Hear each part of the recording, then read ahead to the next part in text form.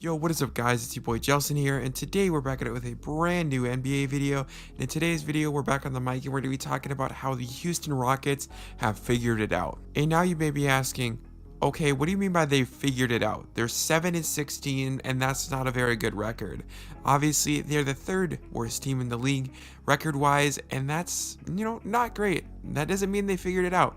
But I want to go over how they've won the last 6 games. But before we do that, I want to look at their future 2 games. And obviously, I don't want to, praise anything, and I don't want to put any bad mojo on them. But I'm going to say it because I feel like this is important for context.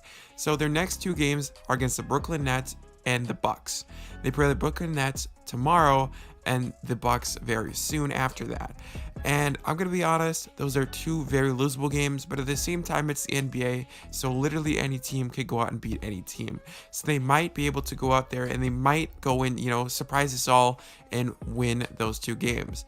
But let's talk about the first 2 games of their winning streak, because I want to talk about how we talk about them not beating good teams, and when they win, it's against bad teams. Well, the first 2 games of their win streak, one was against the Bulls, where they beat them, and then the next was against the Hornets, where they won in overtime. And those are 2 very, very good teams, top of the conference type of teams there, and they won at, they went in there and they won. The Houston Rockets won those games fair and square. You can't say refs or whatever like that, because it's the Rockets, man. You got to give them every benefit of the doubt. And I'm not saying that because, I'm not trying to discredit them, but what I'm saying is, if they win the game, they win the game, man. It's the Houston Rockets. If you lose against the Houston Rockets, that's your fault. You lost. Anyway, but the Houston Rockets have figured it out. And obviously, Jaylen Green and KPG have been out for a little bit here now. And I want to talk about how their role players are stepping up in a big way to make them go on this 6-game winning streak. KPJ and Jaylen Green are very important to their future. So don't get me wrong in saying that, okay, Jaylen Green is not valuable. Jaylen Green isn't, worth anything to this team. No, Jaylen Green is extremely valuable. Obviously, he's a rookie. He's supposed to be the scorer, so he's going to be quite inefficient his first year. That's usually what scorers are in their first years. And honestly, Jaylen Green, I'm pretty sure he has the worst plus-minus on the team last time I checked. And that's because, well, first of all, when he was playing, he's playing with a bad team, at least a team that wasn't playing well. So you can't really discredit him too much, considering that literally if he's starting, it's his rookie year, he's going to be shot chucking, stuff like that. Stuff happens. And can't really blame Jaylen Green that much. And then KPJ, you know what KPJ is. He's a young player that's going to play very well. I'm not going to go too in-depth with KPJ because, he's very good. So let's talk about the role players that are really stepping up as right now. And first of all, I'm going to bring up Garrison Matthews. That man is hitting 3 after 3. These are clutch threes, not just basic threes that, mid a game.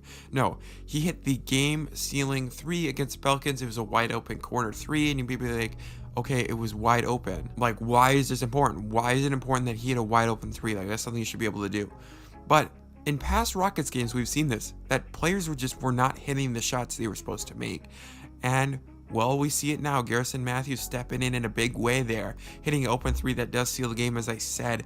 You got Eric Gordon. I made it a previous video rather, saying that he's washed and that he's not as good. And this was in my predicting the lineups video for the Houston Rockets. And I'm so unbelievably happy to say that I was so wrong about that. And he's proven it to me time and time again this year, and especially the last 6 games, that he's been clutch. Last game against the Pelicans, I hate to keep bringing up this Pelicans game, but it was honestly probably my favorite game that I watched out of these Rockets games, and I feel like it was a great team win against the Pelicans. And Eric Gordon was going up, whether he had the ball off the dribble or he was catching and shooting it, he was hitting almost anything, it felt like. I don't know the exact statistics or what percentage he shot, but it felt like if he's going to pull up, whether it was from 3, whether it was from mid-range or he's going for a layup, it was going to go in. And it really was energizing for that team. They got a 10-point victory against the Pelicans.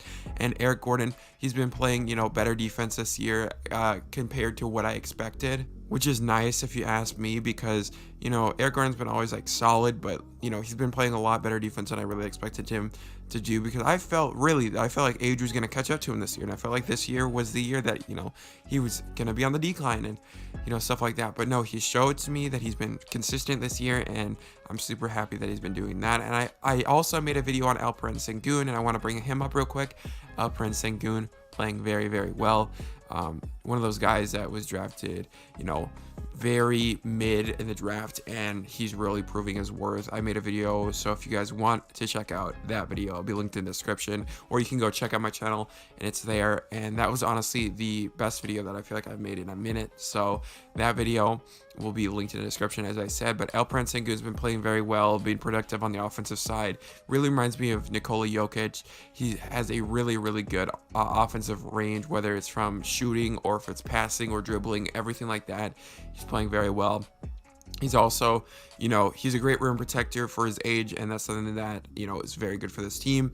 And the last person I really do want to bring up here is Christian Wood. And Christian Wood is not a role player by any means. He's a star in the league, and he's, their best player on the team. So don't get me wrong, Christian Wood's great. So when I say role player, I don't mean it for Christian Wood. I mean star for him. So Christian Wood's been playing very well, showing why he's still underpaid to this day, and how he's one of the better rebounders in the league, and how he's one of the better three-point shooter big men in the league. Obviously behind a couple guys like, Cat and guys like them. But really, in reality, Christian Wood is stepping up in the past 6 games in a big way, and that's great to see. Just really reminding the league, as I said, how he's a great player. And we'll see, obviously, in the next, soon to come, obviously, next couple games against the Nets and the Bucks, how he's going to fare against those, better players, especially Giannis and, KD. But we'll see what happens. I have really high hopes for Christian Wood, and I feel like he's going to continue this throughout the season, and he's going to show how he's the veteran, along with Eric Gordon and a couple other guys like Daniel House on that team, and how he's playing extremely well, and show why he got that contract and why he needs a bigger one when free agency doesn't come around for him. So I did mention Daniel House. I want to actually go over him very, very fast, because I know I said Christian Wood was my last player, but Daniel House has also been playing very well. Been playing a lot better on the offensive side of the ball than I expected him. Same thing with the defense, and it's something that I really like to see for them. So shout out Daniel House. But yeah, guys, that's gonna be the end of the video. If you guys enjoyed this video, please remember to like, subscribe. It's been your boy Jaylen. We're on the road to 300 subscribers. We're actually 5 subscribers away today, last time I checked at least. And also on Thursday, I will be on Baloney Basketball Podcast with my boy Super Mario Hoops. So if you guys do enjoy his videos, please go check that out. It'll be on Thursday. But anyway, guys, please remember to like, subscribe, as I said. See you guys in the next video. Peace out.